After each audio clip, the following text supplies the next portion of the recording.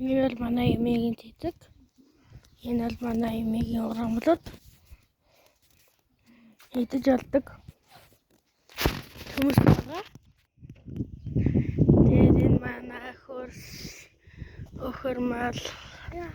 Энэ манай эмээгийн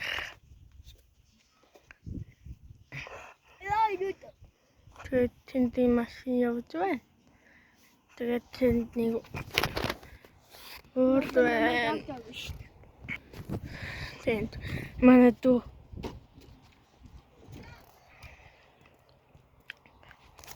Манай дүү. Тэмцээн дуу биш ээ.